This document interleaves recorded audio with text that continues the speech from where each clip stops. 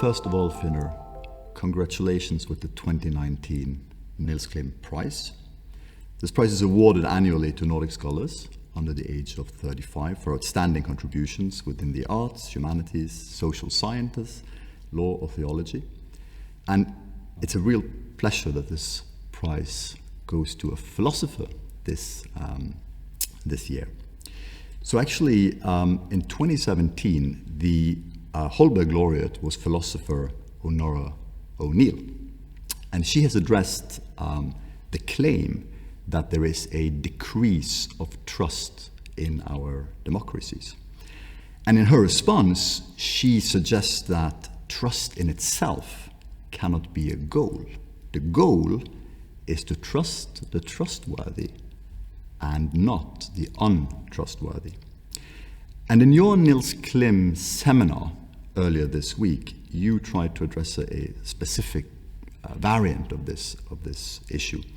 And the topic of the seminar was, why trust scientists?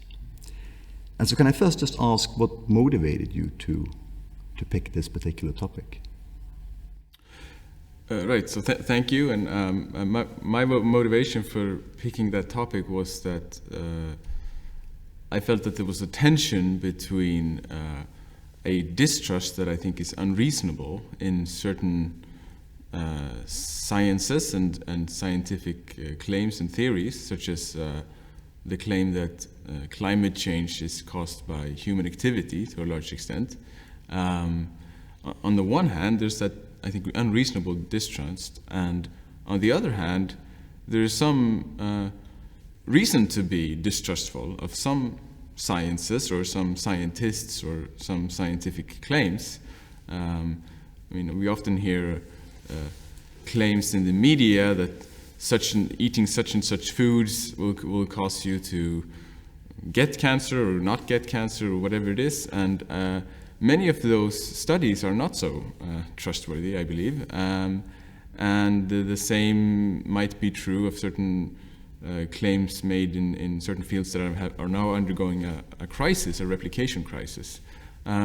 So there's that tension between, on the one hand, there's unreasonable skepticism about some scientific claims, and there's, on the other hand, I think maybe we ought to be more skeptical about other scientific claims. So the problem that I wanted to tackle in the seminar was how to tell which of the scientific claims we should believe or trust, if you will, from those that we shouldn't believe or shouldn't trust. A wholesale response that just says we should trust scientists more than we do wouldn't really do, I think, because there are those scientific claims, and you might even say those scientists that we shouldn't place so much trust on. So that was the motivation for the topic. So you mentioned the replication scandal, and that was mentioned in the seminar by yourself and also by some of the other contributors. Could you just say a little bit more about that? Well, the replication crisis is the situation that many scientific findings that have been reported and published as and claimed to be secure truths have turned out not to be replicable. That is to say, you try to do the same experiment again, or the same systematic observation, or however it is that you argue for those claims, and it turns out not to replicate. So you don't get the same result again, and so that suggests that maybe the original study wasn't so reliable, and maybe there was that's for systematic reasons, such as just the particular statistical methodology that's used, or maybe that's because of just outright. In some cases, maybe just incompetence or overzealousness. People trying to do too much with too little. There's people seeking funding and so on and so forth. And science is a social enterprise, so it's not really that surprising that we find scientists overstepping or making claims that they're not really entitled to, because that's often part of how you get funding or get the next position or get the next publication or whatever it is that you need to do. So so there's that problem, I think, in science, and I think we need to be honest about it. Even people like me who are kind of admirers of science, and I see science as the one of the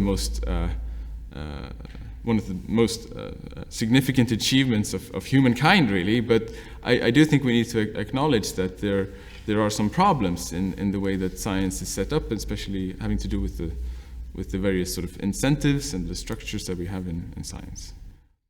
That's interesting. So I'm wondering, so there's the aspect, the mechanisms of science itself, but then there's also some external factors like how the media reports on scientific findings. And we often hear scientists complain that once their findings are reported in the media, they're reported in misleading ways, in ambiguous ways, maybe they're exaggerated or used for particular purposes. Yes.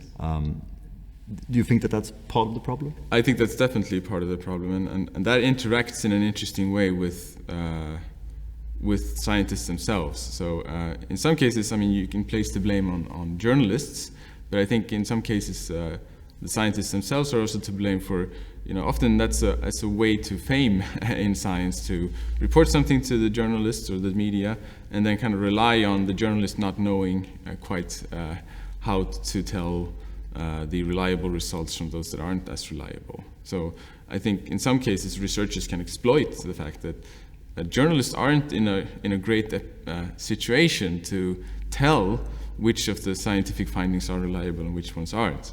That said, I also think that the media needs to take some responsibility here, and they need to take seriously their role in communicating scientific claims, and have on staff science journalists, for example, which is something that, at least where I'm from in Iceland, which is a small country, I don't think we have a single science journalist, and in many countries there's maybe just a few, or at least far too few, I think.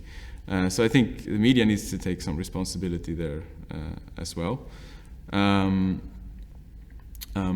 it's a hard problem to solve, because the problem is that scientists have access to a type of evidence and a type of argumentation that just isn't something that ordinary people, and even journalists who would even those who would specialize in science journalism, don't really have an ability to or access to, an ability to evaluate. So we're in a tricky situation where there's a kind of a small group of people, who are the scientists, that we need to place a lot of trust in them doing things in the right way, including how they report their findings to the media or to the public directly.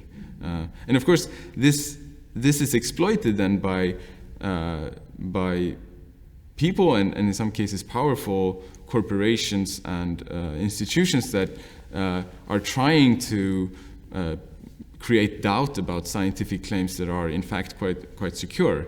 So, for example, it's a well-known case of how this strategy of misinformation and creating doubt has been used by the tobacco industry to create doubt about the link between smoking and lung cancer, and also by the oil companies and the various sort of fossil fuel industry in order to create doubt about climate change. So a lot of the responsibility, of course, needs to be placed there where it sort of really belongs. But I do think we need to think about as a community and as researchers, those of us who are researchers need to think more about how we solve this problem in a responsible way. And I don't think at all it will do to place the blame on the public, whose only access to information about these things is the media, and they can't really be blamed for not knowing which claims to tell, which claims to believe, and which claims to be skeptical about, when their access to these claims is through the media, and it's often extremely flawed. So I do think that we researchers need, and we sort of people who are and researchers and scientists need to take much more responsibility here, and not, as you sometimes see, kind of place the blame on the public. Oh, the public is so ignorant; they don't understand what we're doing, and so on and so forth. So this leads into the type of responses to this question that you were outlining in your own seminar talk. Could you just remind us about these three responses and say something about what you yourself favor? Yes. So in my seminar talk, I sort of outlined three ways of responding to this issue of like separating the trustworthy from the non-trustworthy parts of science. Really, those could be scientists or scientific claims or something else. And I mean, one way to try to solve the problem would be to educate the lay people, that is to say the non-scientists, more about how science works and more about which scientific claims are in fact correct, and so on and so forth. I think that might be a part of the solution, but I don't think it can be the whole solution, for the simple reason that there's going to be some limits to how much an ordinary person who isn't working on a particular type of research day to day is going to be able to know about that and even understand the arguments and the types of evidence that's being offered. I think with increasing specialization in science, it's a pipe dream to think that it will ever be possible to educate the public in a way that they would understand all scientific claims and the evidence for them. So I think that might be part of the solution. It might be independently desirable for people to know a little bit more science and how it works, but I don't think that can solve the problem entirely. So that's one possibility, and I don't think it would quite work. Another possibility would be for scientists to step up and whenever they make scientific claims, to kind of really explain why they take that to be true and what the evidence is for that claim and so forth. And again, I think that might be independently desirable and maybe part of the solution. I do think it's good for scientists to kind of engage more with the public and talk more about what the arguments are for their claims and what the evidence is. But again, I think there's a certain kind of a problem there that it really just pushes the problem back, because then the public will need to know what kind of arguments and what kind of evidence being offered to them to trust. Like which ones of these scientists who are telling them that they have arguments for their claims should they trust? And unless the public already, or the lay people already know how to tell the good parts of science from the bad parts of science, they won't really be in a position to do that. So then what I wanted to explore was a third way of thinking about these issues, or trying to solve this problem to some extent, which is to think about the various bits of information that we have about how science, or how particular bits of science works, that isn't just the scientific claims themselves or even the evidence that's being offered for those claims. So, for example, I pointed out that we sometimes have information about how reliable a particular scientist or a scientific field has been in the past. So is this the kind of scientist that keeps making claims that turn out to be false, for example? So you can use that kind of information as a proxy for how likely this person is to be telling the truth in this case. And similarly, we can use information about sort of how diverse, in the sense of having different backgrounds and using different methods, is the scientific group or community that is making a certain scientific claim. And I think the more diversity of methodology and of sort of background and education in that community,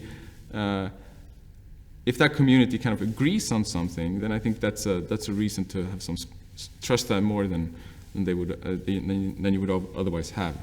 And so really those kinds of things that are maybe a little bit different than you would normally think of as the sort of things that you ought to use as grounds for belief.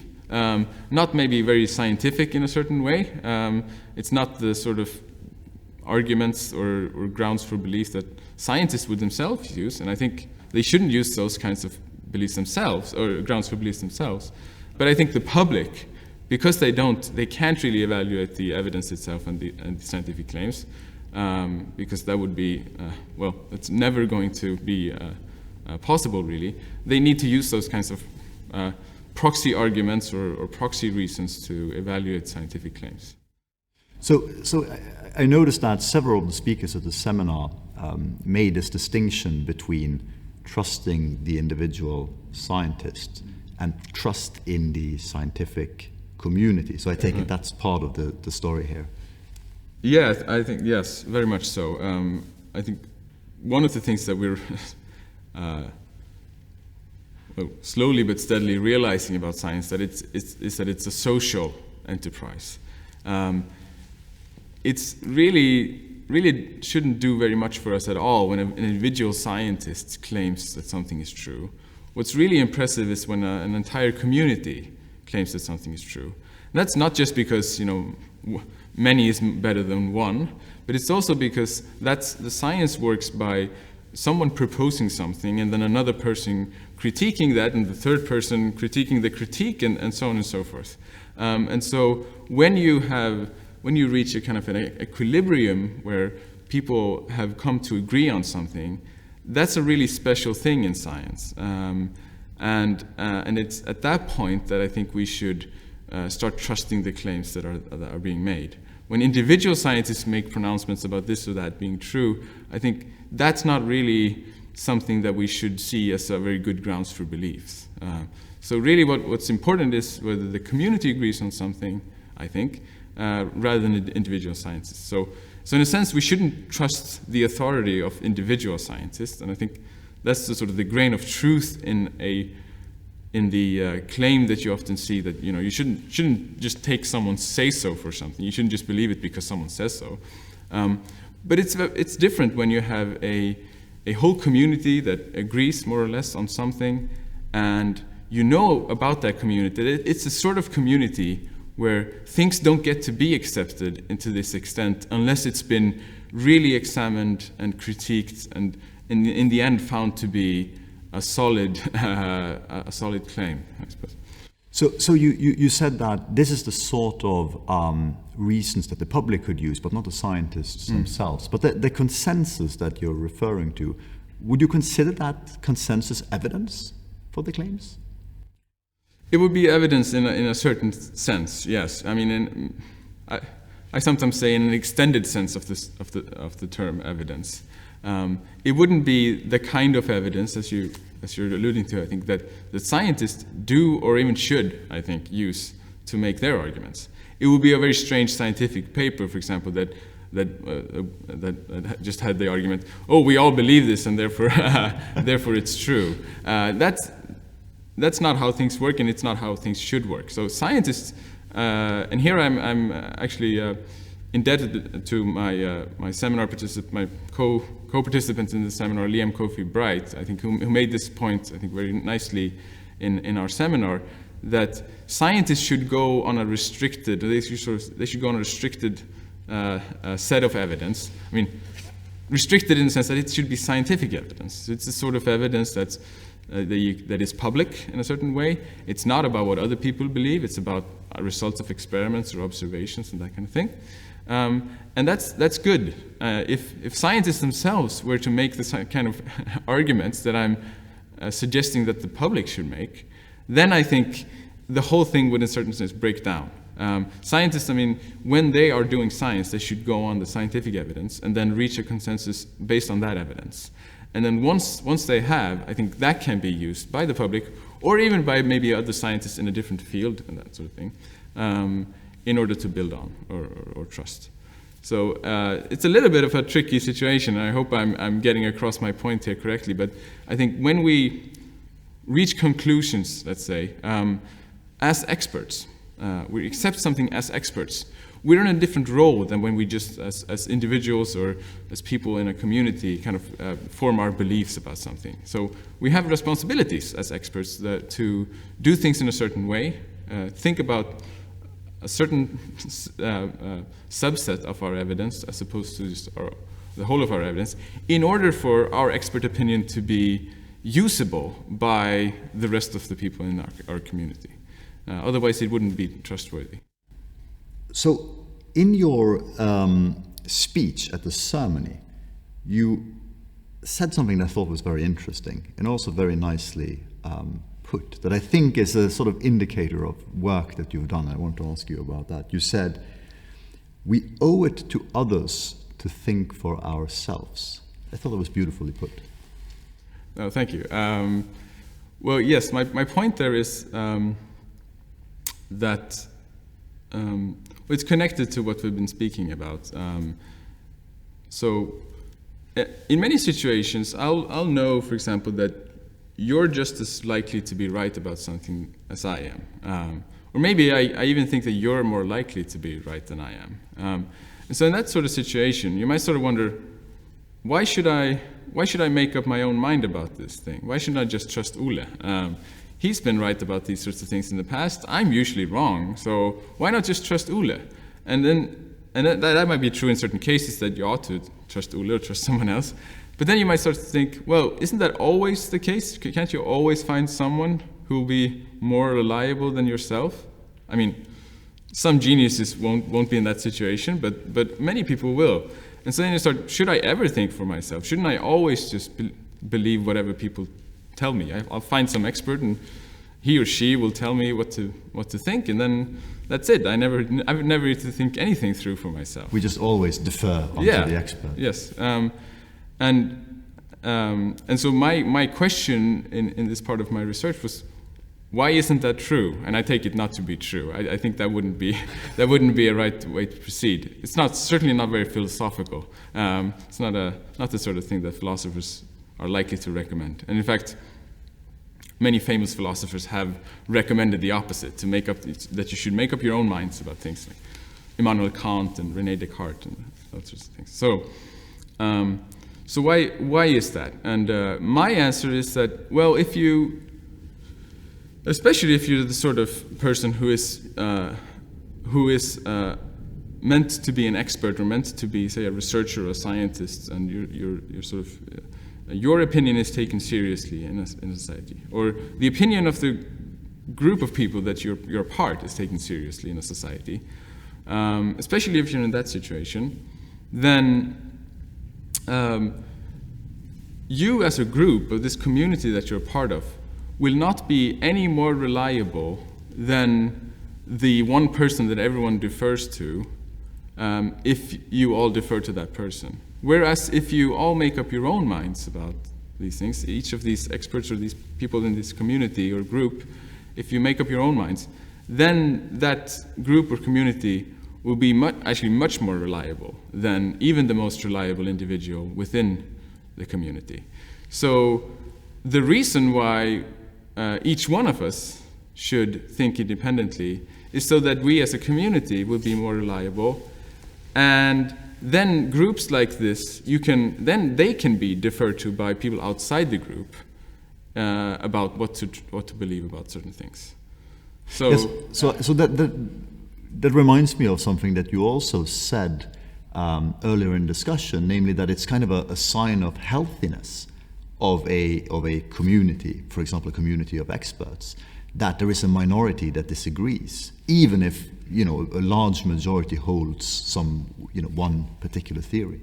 Yes, I think that's right, and it's a sign of healthiness in the sense that, or in the way that,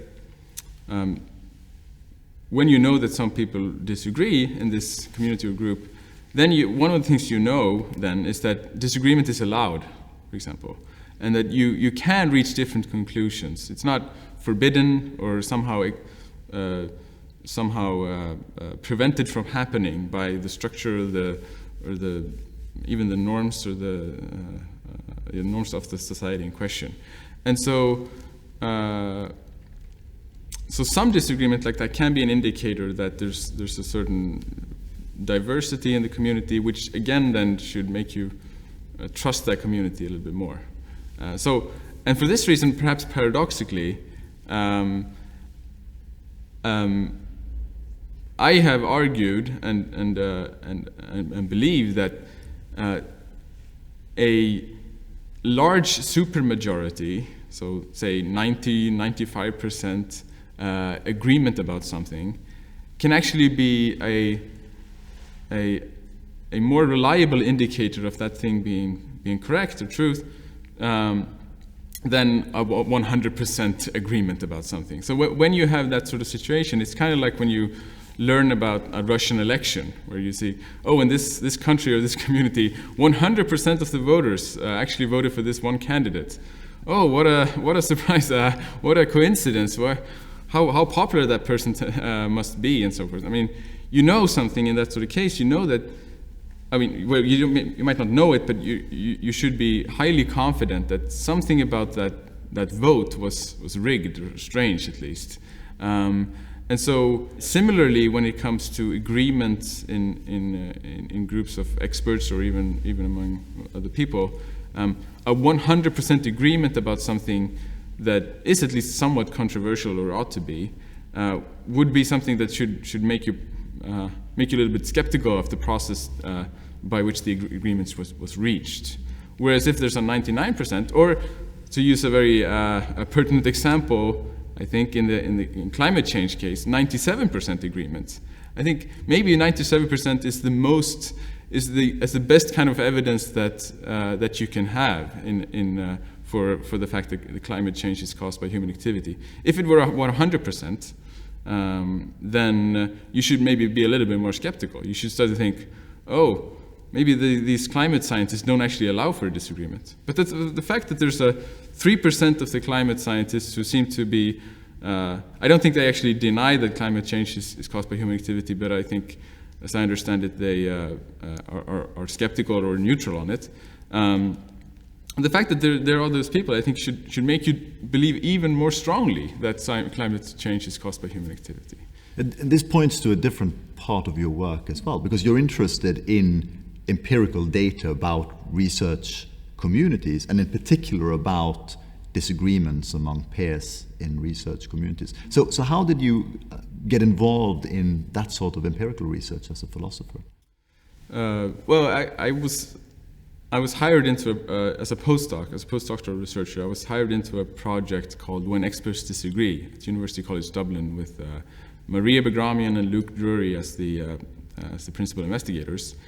And one of the things we did was to do these empirical studies with another philosopher called James Beebe about how scientists themselves, how much they think they disagree with one another and why they disagree and what effects their disagreement has. And so we did this empirical study where we compared astrophysics with climate science.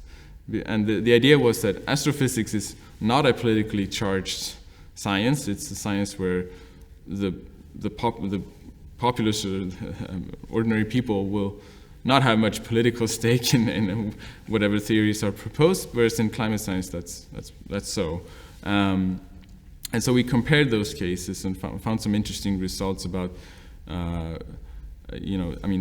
one thing that was perhaps to be expected, for example, was that climate scientists are much more concerned and worried that their sort of what they say is going to be misinterpreted, and the fact that they disagree with a majority opinion will be somehow used against them or against climate science as a whole, or against the idea that climate change is caused by human activity. So there's a fear of how their opinions is used in the public domain among climate science that isn't of course in case of astrophysicists. That's very, very interesting. It sounds like the sort of thing that the scientific communities really ought to be aware of. Yeah, I mean they probably are aware of this to some extent, but this was sort of a systematic empirical study of this case. And then I've done some other empirical work. I mean, I guess it's a little bit unusual for philosophers to do empirical work, but and the empirical work I've done is with James Beebe, who deserves much of the credit for this. But so one of the things that's been happening in philosophy is that philosophers have become more friendly towards using empirical data in the research. They don't just think up their theories, but they think that empirical evidence is at least relevant. It's a little bit tricky sometimes to see exactly how it's relevant, but we do think it is relevant in many cases.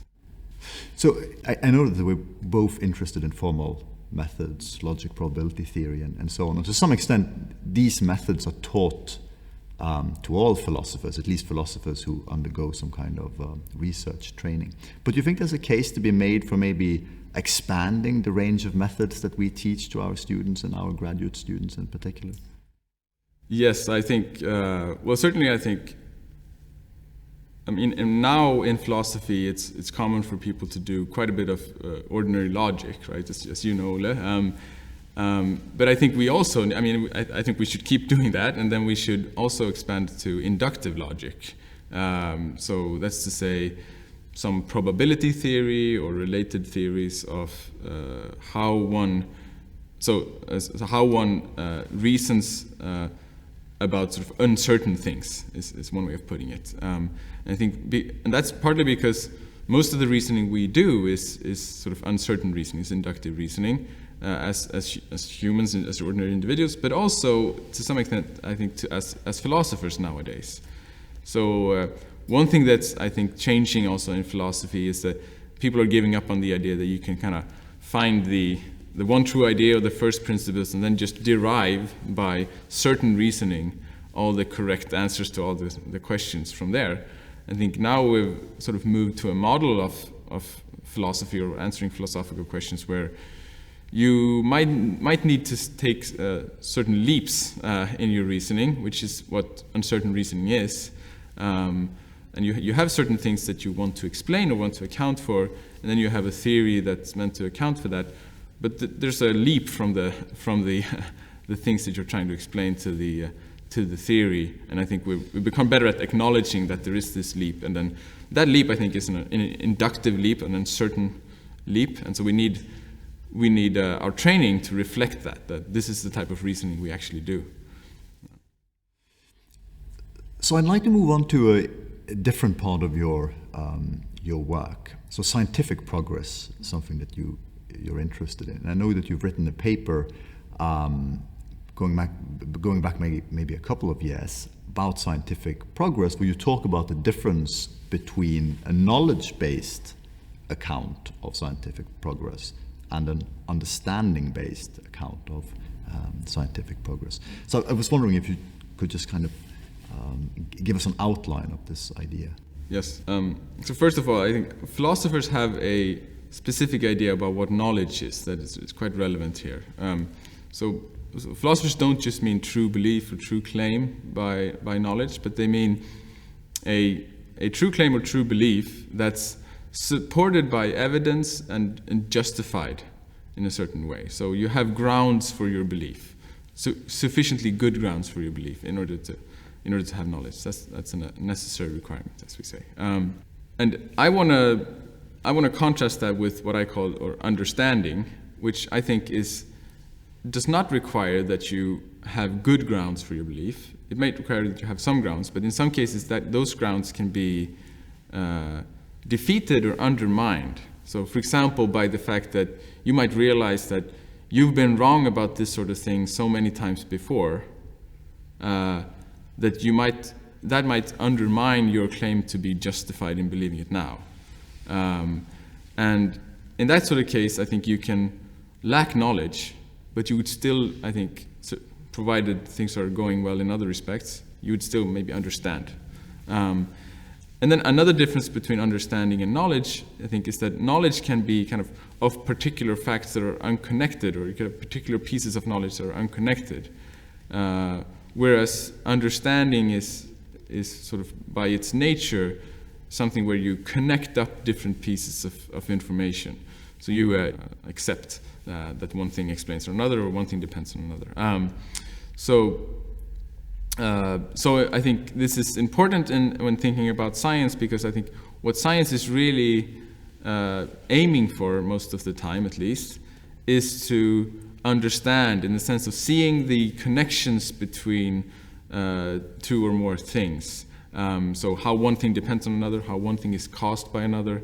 And the reason why we want to discover those kinds of dependencies or dependency relations is that we want to explain and predict. So when you predict how the weather is going to be tomorrow, you need to know what the weather depends on, so that you can know that if it's a low or high pressure, then it's likely to be raining, and so on and so forth. And similarly with explanation, in order to explain something, you need to know what caused it, or something at least relevantly similar to that. And I think science at least the primary aim of science is to discover these kinds of dependencies in order to be able to explain and predict. Whereas mere knowledge can be something where you might know some various bits of fact, but you don't see how they hang together, and so you don't see how they depend on each other. So now it sounds like there's a tight connection between causal explanation and understanding. Is that right? Or is that a more specific case that you have in mind? That's how I think of it as a more specific case, because I do think there are non-causal explanations. So, for example, you might explain why I can't divide my 23 strawberries among my 3 children. Well, because 23 is not divisible by 3. That's the explanation, but that's not the cause. That's not a causal explanation that I just gave you. So there are at least these cases of mathematical explanations, and I think plausibly other types of explanations. Maybe philosophical explanations are non-causal explanations. They don't appeal to causes, but they appeal to something similar. And so recently people have started to call those similar things grounds, right? So we talk about causal explanation and grounding explanations. But really I think that's just another term for a different kind of explanation, a metaphysical explanation, a mathematical explanation, a logical explanation maybe. So I think there are those things, but my hypothesis, let's say, is that in all those cases it's a matter of something depending on something else. The fact that I can't divide my 23 strawberries among my 3 children depends on a particular mathematical fact. It's not causal dependency, but it's some sort of dependency. And then I think similarly for all the other cases. So I think it's always this dependency relation, but not always causal. Well, this is interesting because it leads straight into this question about whether or not the type of progress that many of us believe in when it comes to science is also the same kind of progress that we have in philosophy. And now it sounds a little bit like you're suggesting an answer to that, saying that, yeah, there is the same kind of understanding-based model is going to apply to philosophy as well. And it's not going to be underpinned by causal explanations necessarily, but other forms of explanation. Is that right? That's exactly right, yes. So my tentative hypothesis, at least, is that philosophy is not at all very different from science in this respect. Both enterprises are concerned with understanding some particular target phenomena that we might be interested in. And those are, which things we're interested in is going to depend on just our interests, just our whatever we might find interesting to learn about. But in both science and in philosophy, we're trying to discover these dependencies in order to either explain or predict. In philosophy, I suspect that we don't care so much about prediction because it's a little bit hard to see what that would be like in philosophy. But we do care a lot about explanation, and so I do think we want to discover these maybe non-causal types of dependencies in philosophy in order to use that to explain certain things that we might be interested in philosophy as in science. But this is really a topic that I'm beginning to work on right now, and I recently received a grant to work on this with Insa Lawler at UNC Greensboro. And so we're going to look at scientific progress and how that, how sort of an understanding-based account of scientific progress might or might not apply to philosophical progress. That's interesting. So is there a parallel here in the way that you're describing philosophy to the work of Timothy Williams and his proposed that philosophy is not exceptional in any sense. So it's more continuous with the sciences, and more concretely, he's suggesting that the way that we make progress in philosophy is by something like inference to the best explanation. And I know that you worked on that as well for the sciences in particular. Is that a view that you're aligning yourself with? Yes, I think so. I mean, it dates back to Quine, who's a 20th century philosopher, who said that there wasn't really a distinction between philosophy and science.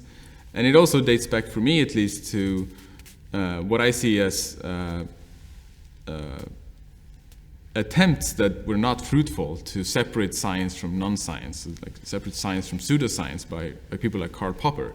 I think those attempts were not successful, and they weren't successful because it cannot be done. I think there is no sharp distinction between science and non-science, or between science and philosophy, or even philosophy and everything else. I think there's just inquiry and different forms of performing inquiry, and there's no sharp boundaries between the different kinds of inquiry we have. So I'm very much of the opinion that we need to see inquiry as something that we're all engaged with as researchers, or even just ordinary people, and we should draw on each other's fields of expertise in order to progress in all this. Yeah, that's interesting. So you mentioned Quine, and although I am sympathetic with this, I'm a bit more worried about Quine's commitment to what I take to be a more sort of hard line, namely naturalism. And maybe naturalism in this context is kind of a sense in which you're restricting the available evidence to use in philosophical theorizing to evidence from the natural sciences. But the way I understand you're thinking about kind of a more broader pool of evidence. Yes, yeah, I guess I would resist that part of Quine's view, to think that only the natural sciences could give us the sort of evidence that we're interested in. Quine, of course, was a kind of a hardline empiricist in a certain way, I think, as I understand him. And I don't think I'm a hardline empiricist in that way. Right. So I guess an updated version of his view would be Williamson's proposal. Where I also agree with Williamson, as you mentioned, about inference to the best explanation, or what's called abduction, being central to philosophical methodology. So that's the idea that when you reason for a claim, an uncertain claim, you try to find the idea or the claim or the theory that best explains the starting point of your argumentation. And what determines a good explanation or a better explanation is things like the simplicity of the theory, like how much it would explain if it were true, maybe how elegant the theory is even, and that sort of thing. And so I'm of the opinion that sort of reasoning is what we do in philosophy, and I think is probably unavoidable. But I've written a little bit about this sort of reasoning, and ultimately I want to ground it or base it on what I think of as a more fundamental kind of reasoning, which is a kind of probabilistic reasoning called Bayesian reasoning, where you sort of assign probabilities to various claims, and then see how the probabilities interact with one another, to put it crudely, in order to reach conclusions about how likely something is to be true, given what you know so far. Yeah, exactly. But are you worried at all about some of the theoretical virtues or selection criteria that's involved in an inference to the best explanation maybe not being truth conducive? So I know that's a worry that philosophers have had. Yes, yeah. So the worry is, for example, that simplicity, or the fact that a theory is simple, that might be a reason to prefer it just because it's easier to work with a simple theory, but not a reason to think that it's true. Well, I do have that worry in general. I think that's a good worry to have in your background. But my view of the role of these so-called explanatory virtues like simplicity or elegance and that kind of thing, is that they're very context sensitive. So for certain kinds of questions, they might have a lot of value, whereas for other kinds of questions, they might have little value. Or even, I want to suggest, the reverse. I mean, they could have like a reverse effect. So I would want to say, for example, that in certain forms of inquiry, or let's say medical science, for example, I mean, my favorite example is, suppose you wanted to explain why someone is always tired. You know beforehand, I think, that the explanation is not likely to be a simple explanation. It's going to be a complex one. So, for example, it might be some combination of diet and lack of exercise and maybe some health issues that are more fundamental and so on and so forth. And that's, I mean, if I were a doctor, that would be my go-to explanation, I think.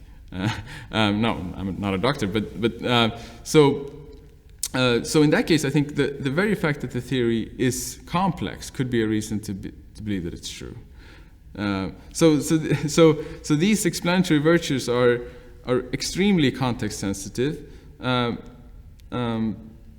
we can still use them, and even when they reverse, we can use them. So it's not that they are sometimes useful and sometimes not useful at all, but we need to just think about what they tell us in a particular case, I think. And I think one of the reasons why philosophers have tended to focus so much on the case where, say, simplicity is a reason to believe a theory is that, I mean, in philosophy and also maybe in mathematics and maybe in fundamental physics, I mean, simplicity, I think, is a reason to believe a theory, but that's just a particular context. When you step outside of that context, it might be the reverse, for example. So I think maybe we need to have a more diverse set of examples to think about these sorts of things. So another thought that I had was that if we're talking about progress more generally, outside the scope of your project, I think many people worry a little bit about there being sort of bad progress. For instance, dangerous technology is a kind of progress.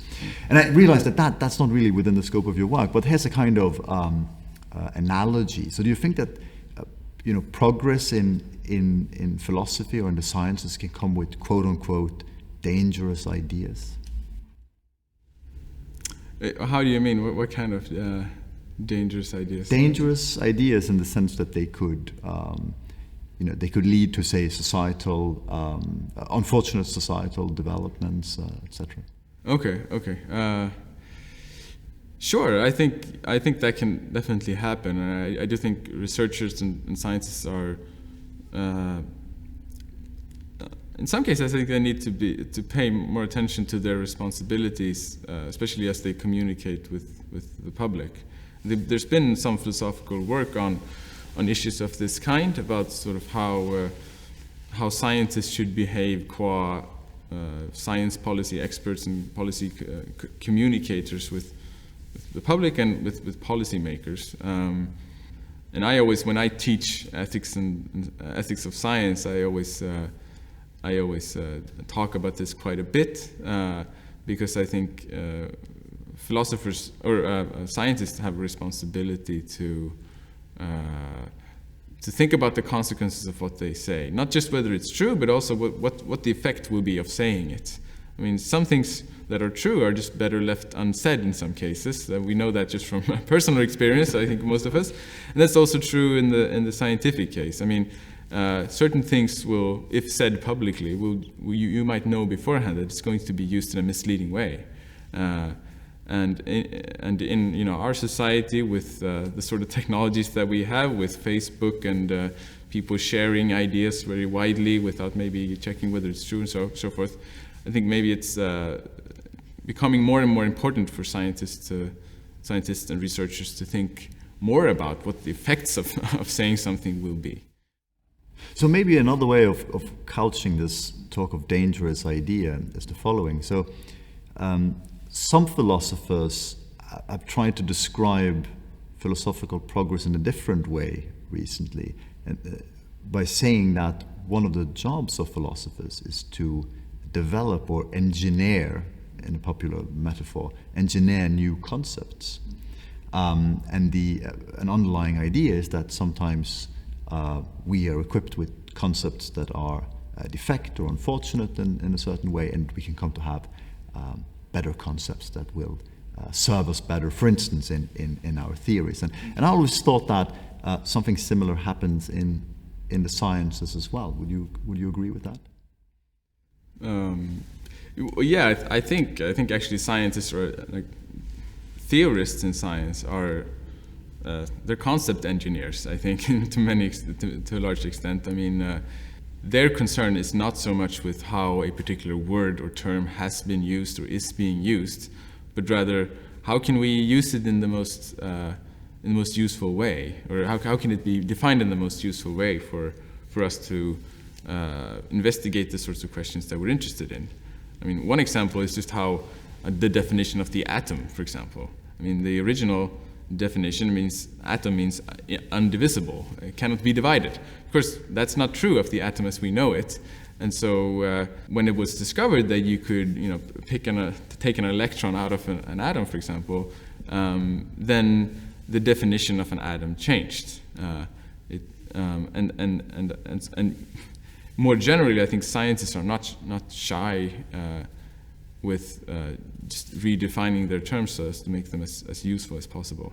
And I think philosophers are becoming more aware that they ought to be doing the same thing, and I think they are, and to some extent always have been doing the same thing, where they're not so concerned with how, say, a term like knowledge is actually used, but rather how it ought to be used. And maybe knowledge is not the best example, but maybe terms like race or gender, those sorts of terms, I mean, maybe we shouldn't so much be asking what are these taken to mean in fact in society, but what should we make them mean? What meaning should we place in them, such that we can solve the sorts of societal problems that we want to solve? I mean, we want to eliminate or reduce at least racism, for example. So how can we define the concept of race so as to do that most efficiently? And I think that's entirely that's a good development. I think so. Once again, I think we're on the right track here. I guess I'm an optimist about that as well. Yeah. So on that note of optimism, so I know that now you have a position in on Iceland, and you still have a part-time position in Norway as well as an associate professor, and you've been teaching Examen Philosophicum, and we've spoken before about how there's a bit of a controversy in Norway. It's been going on for a long time about the value of teaching philosophy to first-year students. So now, having had some experience with that, is that something that you'd like to import into Iceland? Yes, I mean, there used to be a somewhat similar course in Iceland, and then what happened was it was reduced only to, so only the Humanities students had to take it, and then it was reduced even further, so now it's almost just the philosophers who take this course, which was supposed to be for all the other students to learn some philosophy, or some history of philosophy at least. So my experience with teaching the course was very positive. I liked it very much, and I think when it's done correctly, it can be great for the students as well. I think something like this is very necessary, and becoming more and more necessary as like specialization within the different fields is increasing. That some common ground that we can use to speak about societal problems, political problems, or speak about how science or research works, how we make progress in society. I think that's very important, and I've really noticed. I've been living in Norway I lived in Norway for some time, and I really noticed the difference between Norway and even Iceland and Sweden, and then also to an even larger extent with America, where I lived, with the extent to which in the Norwegian media and just the Norwegian public, they know philosophy, or at least a little bit of a history of ideas, and so they're able to speak about topics that people just cannot speak about in Iceland and Sweden to the same extent. And so I think it's a really valuable thing to have this kind of common ground, in some history of ideas and philosophy, and it's something that you don't know how valuable it is until you've lost it, perhaps, or maybe even then you might not know, because it's a sort of thing where you don't notice it that you don't have it, because that's sort of the problem. You don't notice it when you don't have it, but the discussion kind of might operate at a lower level. And I also want to say that, I think university education, you have those a few years when you're often younger that you can use to explore different topics that you might not have time to when you are getting a little bit older. You're in your career, you're busy, you have maybe children, and so on and so forth. I think that time in your life when you're relatively young and you don't maybe have so much commitments, that's a great time to do something that isn't the most practical thing to learn about maybe at this particular point. But you're never going to get that opportunity again until maybe when you're retired or something like that. So I do think it's a great system with the X-Field. And of course we have similar things in America where people are required to take philosophy courses. So it's not so unique, but it's unique in Europe. But I think it's a good thing. And as far as I know, Denmark might be moving in this direction, taking up a similar kind of course. So, right. So as far as I'm concerned, I think Norway is on the right track and definitely shouldn't change so much when it comes to X-Field. That was the note of optimism that I was looking for. Right. I want to end by just congratulating you again and thanking you not only for this conversation, but for the days that we've had together. It's been really enjoyable. It's been really enjoyable learning more about your work, and I'm looking forward to reading even more in the future. Thank you, and likewise, I really enjoyed it. Yeah.